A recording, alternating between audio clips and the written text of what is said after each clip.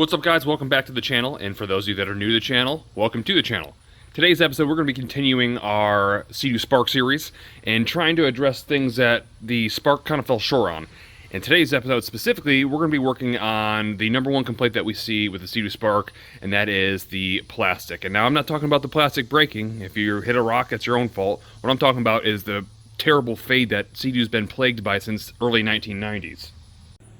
And what I'm going to show you today is one really simple, easy way to fix that, and it costs under 25 bucks. And the way that is with one of these.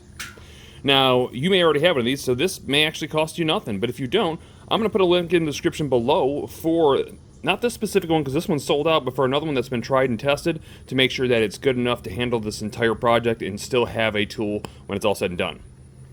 Now, there are some people that talk about using torches. I don't suggest that because I've never done it before. I'm going to do what I know, and I know that the heat gun works really well, and so that's exactly what we're going to do, and I'll show you how to get into that. While it's being done, I really don't like that. I think that looks terrible. For some reason, their logo on the side of it just doesn't look good, so I'm going to peel those logos with the same heat gun as well while we're doing it. And I think probably what I'm going to do is do half the ski and show you guys the comparison, the before and the after. Let me show you how this thing works. Okay, so the first thing I'm going to do is I'm going to turn the heat settings all the way up, which this one is. We're going to turn it to high. We want to let it sit and kind of cook for about 15 to 20 seconds so it's at its max temperature. That way you don't have unequal lengths.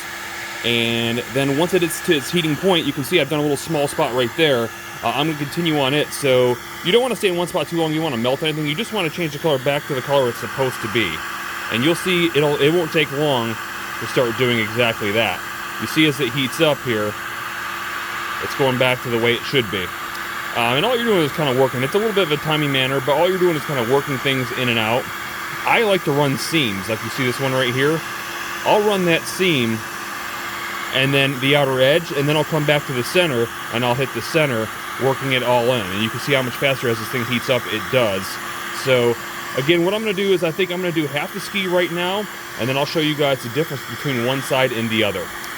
Alright, so I just used the heat gun to soften the decal itself and get that thing peeled off, and clearly you can see the difference in the color that it used to be and the color that it now is. Now you can even see some passes where I've hit this thing with a pressure washer and it's kind of taken out some of that oxidation, but not enough. I gotta go ahead and clean this part up real quick because there's some dirt around the edges where the stickiness was, and once that's gone, again I'm gonna hit this whole side and we'll do a comparison. Alright, so one thing I want to point out, guys, if you want to avoid getting layer lines or heat strokes like you'll see right here, I did that on purpose. I want to show you guys exactly what that looks like. You're going to have a hard time with this depending on the tip that comes with the gun. All the tips that came with this gun were kind of not great, so that's why I'm using it this way. But what I find works for me, I'm getting down to the bottom of the section. Again, you guys will realize this is tedious. It takes a while. But I just kind of run in circles like this in areas.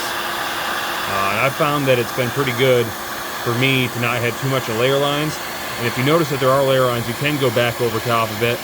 But you'll see that this way here, really doesn't leave much of a layer line. It's just kind of blending it all in.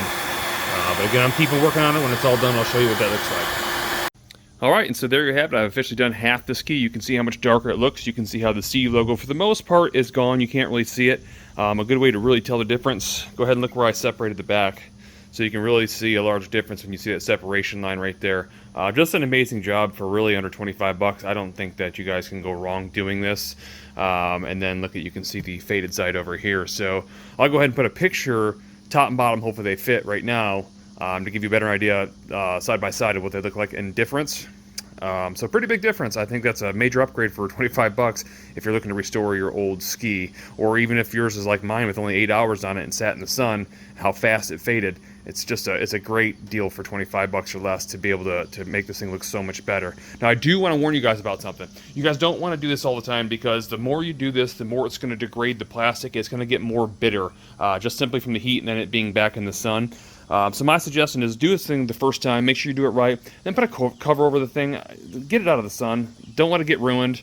With that said, I also don't suggest doing the very bottom for obvious reasons. If it's going to make it if it's going to make it brittle, you definitely don't want to do the bottom, and so for that reason I never do.